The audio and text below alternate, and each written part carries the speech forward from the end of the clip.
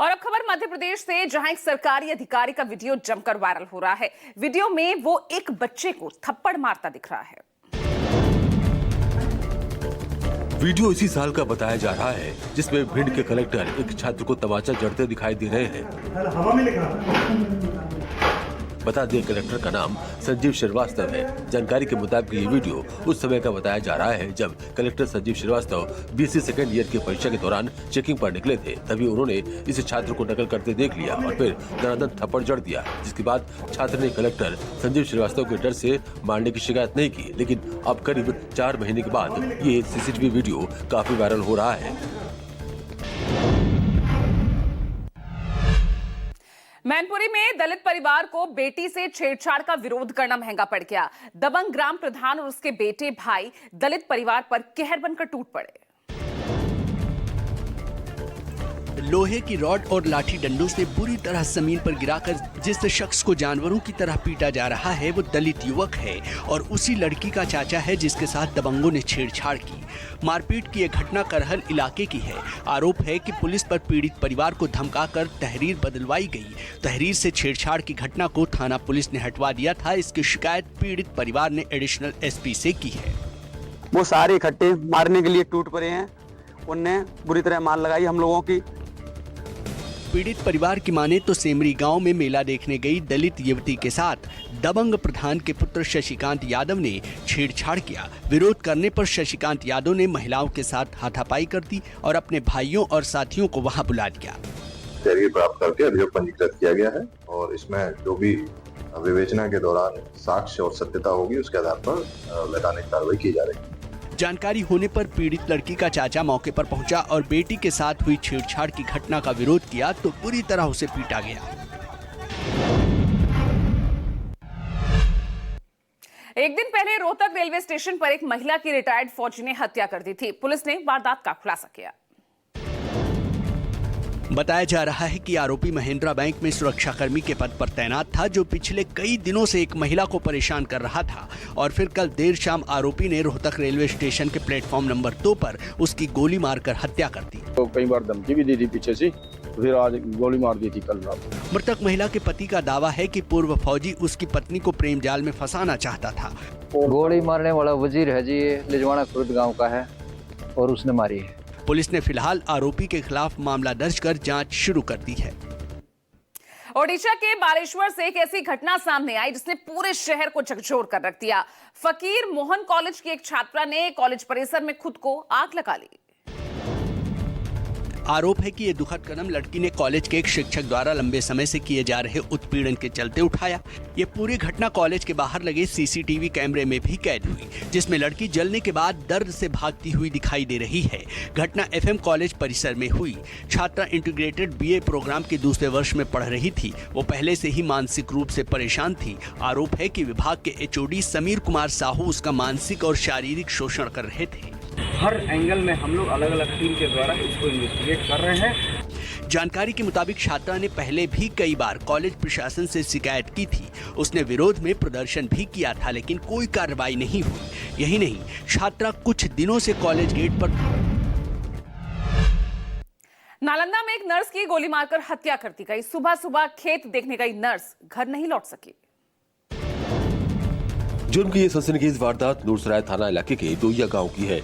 हत्या सुशीला देवी की हुई है। 60 साल की सुशीला नर्स थी और पटना में उनकी अस्पताल में ड्यूटी थी। हत्या के पीछे जमीनी विवाद की बात कही जा रही है। सुशीला के सिर में गोली मारकर हत्या की गई है।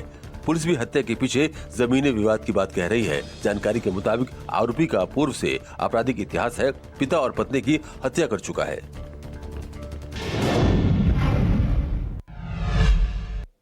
टेनिस प्लेयर राधिका यादव हत्याकांड की गुत्थी उलझती जा रही है। एक के बाद एक नई थ्योरी सामने आ रही है। अब राधिका की एक सहेली मीडिया के सामने आई और उसने नया खुलासा किया। पूरे प्रदेश को झकझोर कर रख देने वाले गुरुग्राम के राधिका हत्याकांड के पीछे का सच क्या है? शायद इस सवाल का सही जवाब अभी नहीं मिला है। एक पिता क्यों कातिल बना, इसका सही जवाब पुलिस भी तलाश रही है। अब राधिका की एक बेस्ट फ्रेंड मीडिया के सामने आई है और उसने जो खुलासा किया है वो चौंकाने वाला है। उसको फोटोज क्लिक करवाना और वीडियोस वगैरह बनाना बहुत ज्यादा पसंद था। उनके पास हमेशा से ही सोसाइटल प्रेशर बहुत ज्यादा था और वो हमेशा से ही ऑर्थोडॉक्स थे, मतलब रोका टोकी हर चीज में रहती थी। हिमांशिका सिंह बता रही है कि उनकी राधिका के साथ गहरी दोस्ती थी और लंबे समय से वो साथ में गेम खेलते थे, लेकिन परिवार की तरफ से बहुत सारे प्रतिबंध राधिका के ऊपर लगे हुए थे। हिमांशिका ने ये भी बताया कि राधिका को वीडियो शूट करने का बहुत शौक था, लेकिन परिवार इसे पसंद नहीं करता था। इसको लेकर राधिका पर कड़ी नजर रखी जाती थी। तो क्या मर्डर के पीछे राधिका की सोशल मीडिया लाइव और म्यूजिक एल्बम है? जवाब मिलना बाकी है।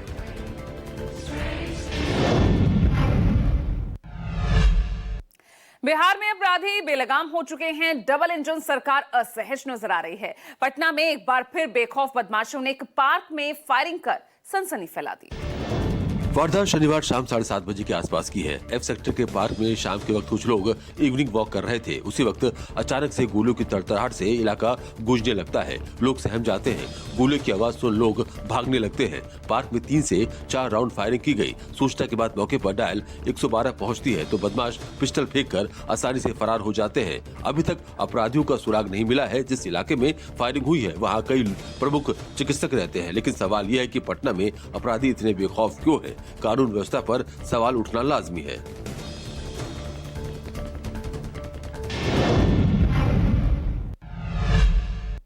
सुशासन बाबू के राज में गुंडागर्दी थमने का नाम नहीं ले रही। अब सीतामढ़ी में एक व्यवसायी की गोली मारकर हत्या कर दी गई। वारदात महसौल थाना इलाके की है, जहां स्थानीय व्यवसायी पिट्टू खान नाम के एक शख्स को अज्ञात बदमाशों ने गोली मारकर मौत के घाट उतार दिया। तकरीबन 9 बजे सूचना मिली थी कि वसीम खान नाम के व्यक्ति हैं जिनको अज्ञात अपराधकर्मी द्वारा गोली मार दिया गया है। तत्काल जो है पुलिस यहाँ पहुंची, उनको इलाज के लिए भेजा गया है। बता दे, पिट्टू खान अपने घर के बाहर खड़े थे, तभी कुछ बदमाश आए और फायरिंग शुरू कर दी। अज्ञात बदमाशों ने उन्हें नजदीक से सिर में गोली मारी और फरार हो गए। पुलिस अब सीसीटीवी फुटेज के आधार पर आरोपियों की तलाश में जुट गई है। लोनी के बाद गाजियाबाद के विजयनगर के प्रताप विहार में थूक जिहाद का मामला सामने आया। हिंदू संगठनों के कार्यकर्ताओं ने जूस बेचने वाले शख्स पर कई संगीन आरोप लगाए। हिंदू संगठनों की कार्यकर्ताओं का आरोप है कि एक व्यक्ति जो हाथ में कलवा, माथे पर तिलक लगाकर नाम बदलकर जूस बेच रहा है, जब एक युवक ने उसकी शॉप से जूस पिया और पैसे देने के लिए पेटीएम स्कैन किया तो दुकानदार मुस्लिम निकला। पुलिस को मामले की सूचना दी गई, लेकिन न मुकदमा दर्ज किया गया, न आरोपी को पकड़ा गया। हिंदू संगठनों ने आरोप लगाया कि आरोपी को चौकी से पकड़कर छोड़ दिया गया। करके हमारे ये बताया कि मेरा नाम आमिर है और दूसरे ने अपना नाम अरशद बताया। मामले की जानकारी लोनी विधायक नंद किशोर गुर्जर को मिली तो वे डीसीपी सिटी कार्यालय पहुंचे और अपनी बात रख ली। तो इनके खिलाफ एनएसए के तहत मुकदमा दर्ज हो, इंस्पेक्टर को बर्खास्त करें। विधायक का कहना है कि थूक जिहाद बर्दाश्त नहीं किया जाएगा। संज्ञान लिया गया है और पूछताछ हेतु 2 व्यक्तियों को इसमें हिरासत में लिया गया है। पुलिस का कहना है कि शिकायत पर 2 युवकों को हिरासत में ले लिया गया है। कार्रवाई जारी है। यूपी में धर्मांतरण के मास्टरमाइंड जलालुद्दीन उर्फ झांगुर बाबा के तार अब दिल्ली से सटे फरीदाबाद से भी जुड़ने लगे हैं। फरीदाबाद की एक नाबालिग ने बड़ा खुलासा किया।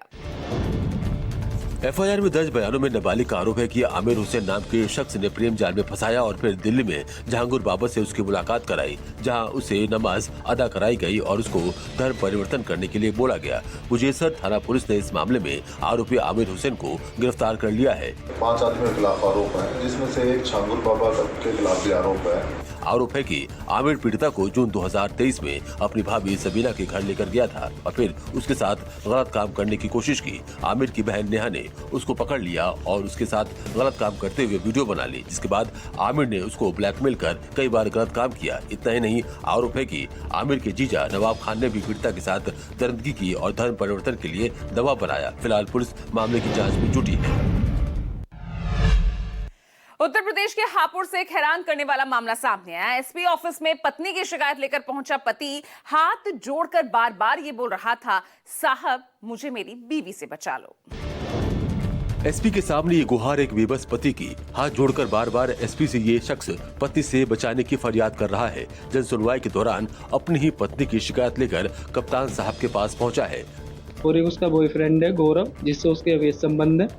उन दोनों ने मुझे जान से मारने की कोशिश करी है। पति का आरोप है कि मेरी बीवी के किसी दूसरे युवक के साथ अवैध संबंध है और वो मुझे अपने प्रेमी के साथ मिलकर जान से मार देना चाहती है। मेरी 6 साल की बेटी भी मेरे साथ रहना चाहती है। एसपी से शिकायत के बाद पुलिस ने पीड़ित पति की शिकायत के आधार पर पत्नी के प्रेमी के खिलाफ मारपीट की धाराओं में मुकदमा दर्ज कर लिया है। धोखे से हिंदू लड़कियों को प्रेम जाल में फंसाकर लव जिहाद का घिनौना खेल खेलने वाला शाहजहांपुर का कासिफ पठान, जिसकी इस कहानी सुनकर यकीनन आप दंग रह जाएंगे। माथे पर तिलक, हाथ में कलावा, सोशल मीडिया पर शिव वर्मा के नाम से आईडी। ये पहचान थी नावेद उर्फ कासिम पठान की। आरोप है कि नावेद उर्फ कासिम धोखे से हिंदू लड़कियों को अपने प्रेम जाल में फंसाता था।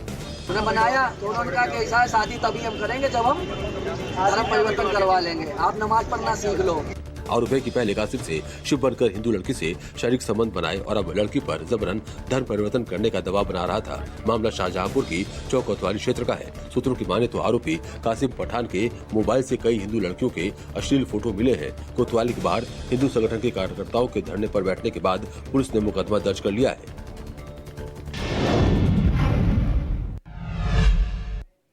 बिहार विधानसभा चुनाव की तैयारियों में महागठबंधन जुट गया है और इसी कड़ी में नेता प्रतिपक्ष तेजस्वी यादव के सरकारी आवास पर महागठबंधन कोऑर्डिनेशन कमेटी की 5वीं बैठक हुई। बिहार विधानसभा चुनाव को लेकर तेजस्वी यादव की अध्यक्षता में 5 घंटे तक महागठबंधन समन्वय समिति की बैठक चली। बैठक में आरजेडी के तमाम घटक दल, कांग्रेस, विकासशील इंसान पार्टी, भाकपा माले, सीपीआई और सीपीएम के नेता मौजूद रहे। चुनाव को लेकर इस बैठक में सीट शेयरिंग पर चर्चा हुई और कई अन्य रणनीतियों पर भी बातचीत हुई। बैठक के बाद वीआईपी प्रमुख मुकेश सहनी ने कहा कि चुनावी तैयारियों की रणनीति पर मंथन हुआ।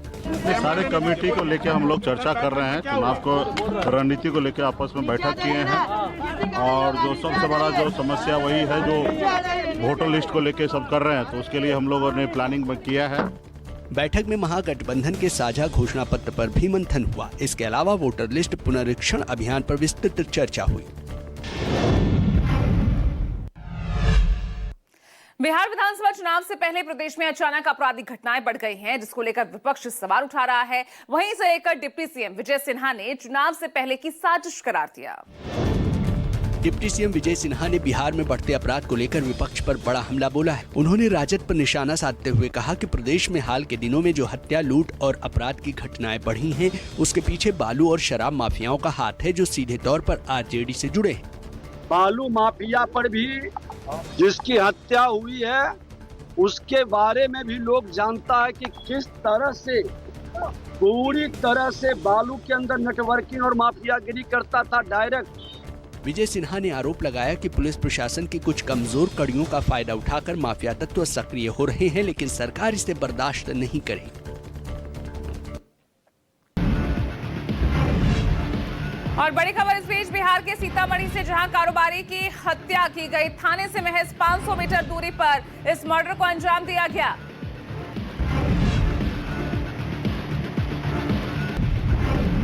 और बड़ी खबर इस वक्त आपको बता दें बिहार से, जहां कानून व्यवस्था किस तरह से ध्वस्त हो रही है। सीतामढ़ी में थाने से महज 500 मीटर की दूरी पर मर्डर को अंजाम दिया गया। बेखौफ बदमाशों ने कारोबारी टेनिस प्लेयर राधिका यादव हत्याकांड की गुत्थी उलझती जा रही है। एक के बाद एक नई थ्योरी सामने आ रही है। अब राधिका की एक सहेली मीडिया के सामने आई, नया खुलासा किया। पूरे प्रदेश को झकझोर कर रख देने वाले गुरुग्राम के राधिका हत्याकांड के पीछे का सच क्या है? शायद इस सवाल का सही जवाब अभी नहीं मिला है। एक पिता क्यों कातिल बना, इसका सही जवाब पुलिस भी तलाश रही है। अब राधिका की एक बेस्ट फ्रेंड मीडिया के सामने आई है और उसने जो खुलासा किया है वो चौंकाने वाला है। उसको फोटोज क्लिक करवाना और वीडियोस वगैरह बनाना बहुत ज्यादा पसंद था। उनके पास हमेशा से ही सोसाइटल प्रेशर बहुत ज्यादा था और वो हमेशा से ही ऑर्थोडॉक्स थे, मतलब रोका टोकी हर चीज में रहती थी। हिमांशिका सिंह बता रही है कि उनकी राधिका के साथ गहरी दोस्ती थी और लंबे समय से वो साथ में गेम खेलते थे, लेकिन परिवार की तरफ से बहुत सारे प्रतिबंध राधिका के ऊपर लगे हुए थे।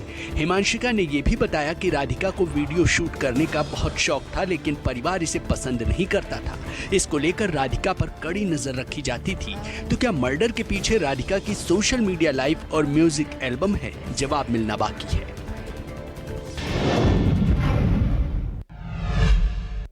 आगरा की सड़कों पर हाई वोल्टेज ड्रामा देखने को मिला, जहां बीच सड़क पर एक प्रेमी ने अपनी प्रेमिका की कुटाई कर दी। दरअसल किसी बात को लेकर दोनों के बीच विवाद हो गया था, जो इतना बढ़ गया कि दोनों लड़ते लड़ते सड़क पर आ गए। कभी फुटपाथ तो कभी सड़क के बीचों बीच ये दोनों लड़ते रहे और आम जनता तमाशबीन बनी देखती रही। पूरा मामला आगरा के सिकंदर थाना इलाके का बताया जा रहा है। मेरा नाम बोला कुशवाहा साहब। काफी देर तक चले इस हाई वोल्टेज ड्रामे का वीडियो अब सोशल मीडिया पर जमकर वायरल हो रहा है। लोनी के बाद गाजियाबाद के विजयनगर के प्रताप विहार में थूक जिहाद का मामला सामने आया। हिंदू संगठनों के कार्यकर्ताओं ने जूस बेचने वाले शख्स पर कई संगीन आरोप लगाए।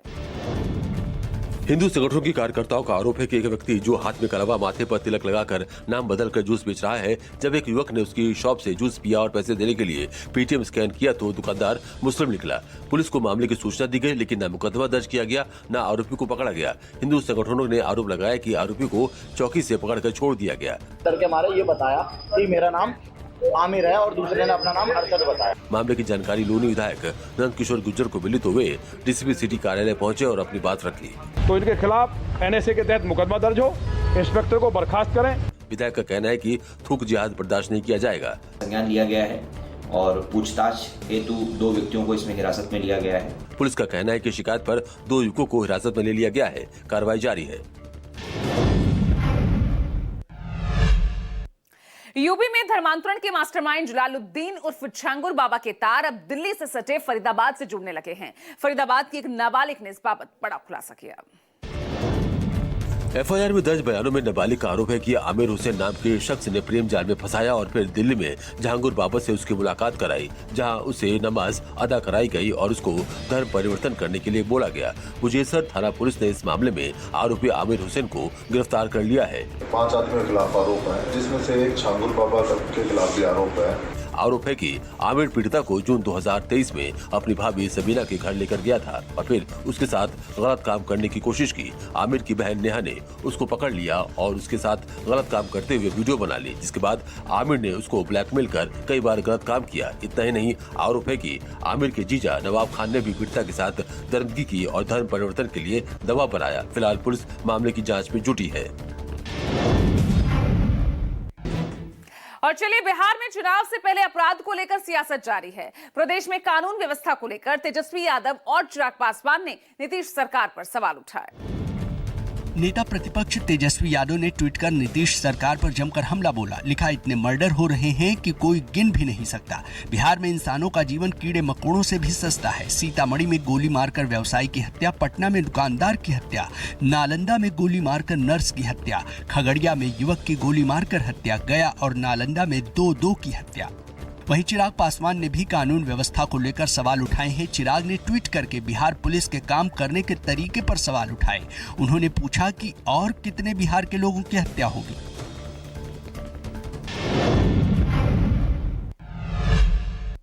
पुलवामा आतंकी हमले की घटना पर कांग्रेस ने एक वीडियो जारी किया है, जिसमें शहीदों के परिजनों के साथ कांग्रेस नेता राहुल गांधी की बातचीत है।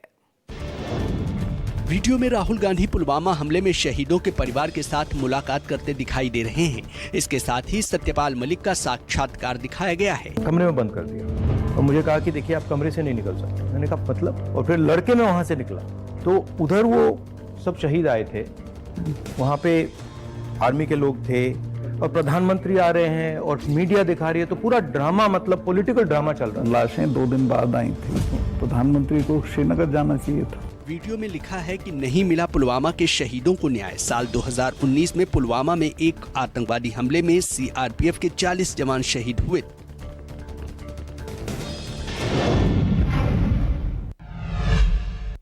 मध्य प्रदेश के खजुराहो में भारी बारिश ने लोगों की परेशानी बढ़ा दी है। खजुराहो रेलवे स्टेशन के अंडर ब्रिज के नीचे एक बस फंस गई। छतरपुर जिले के खजुराहो में भारी बारिश के कारण खजुराहो रेलवे स्टेशन के अंडर ब्रिज के नीचे एक यात्री बस फंस गई, जिससे अफरा तफरी का माहौल बन गया। बस को पानी से निकालने की कोशिश की गई, लेकिन बस पानी में फंसी रही। सड़क पर सिर्फ पानी ही पानी नजर आ रहा था, मानो सड़क नहीं नदी हो। पानी भरने से खजुराहो और बमीठा के बीच आवाजाही बाधित रही। सड़क पर पानी झरने की तरह बह रहा था। वहीं खुडूर नदी में बहते हुए शख्स को लोगों ने रस्सी के सहारे बाहर निकाला।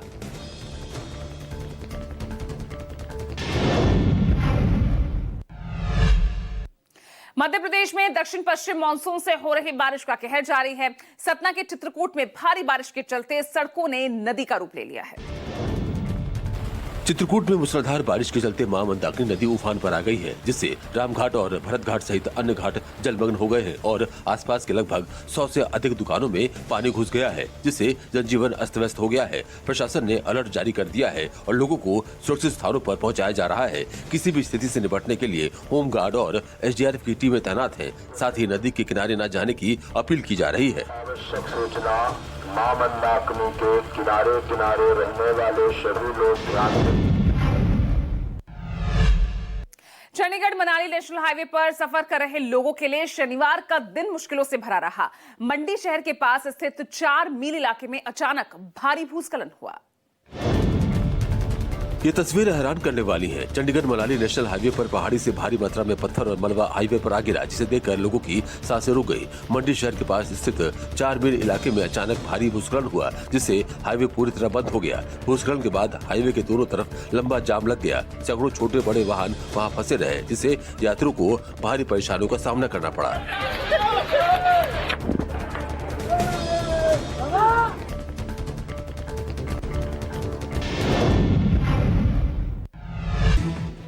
और चलिए तेजस 24 के सफर को आगे बढ़ाते हैं और अगली खबर है। फायर ब्रांड हिंदूवादी नेता साध्वी प्राची शनिवार को शाहजहांपुर के पुलिस अधीक्षक राजेश द्विवेदी से उन्होंने मुलाकात की और इस दौरान उन्होंने बड़ा बयान दिया। अपने बयानों को लेकर हमेशा सुर्खियों में रहने वाली सांसद साध्वी प्राची ने एक बार फिर अलग बयान दिया है। शाहजहांपुर में साध्वी प्राची ने मदरसों को लेकर तीखा हमला बोला। उन्होंने कहा, मदरसे धार्मिक शिक्षा केंद्र नहीं बल्कि आतंकवाद की फैक्ट्री हैं। मदरसे के अंदर कोई धार्मिक शिक्षा नहीं, वहां आतंकवादी बनाए जाते हैं। मदरसों के अंदर धर्मांतरण की पूरा उनको शिक्षा दी जाती है। दरअसल साध्वी प्राची SP ऑफिस इसलिए पहुंची थी क्योंकि उनके गनर पर हाल ही में जानलेवा हमला हुआ था।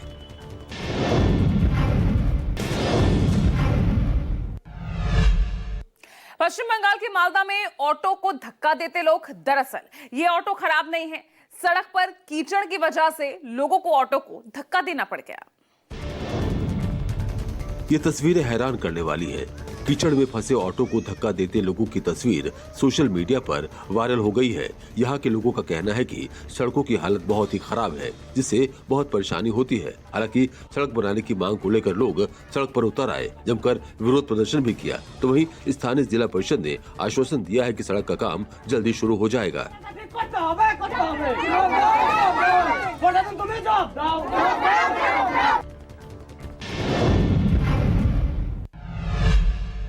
मध्य प्रदेश के शहडोल में पंचायत पपौन में नाराज ग्रामीणों ने अनोखे तरीके से अपनी नाराजगी जाहिर की।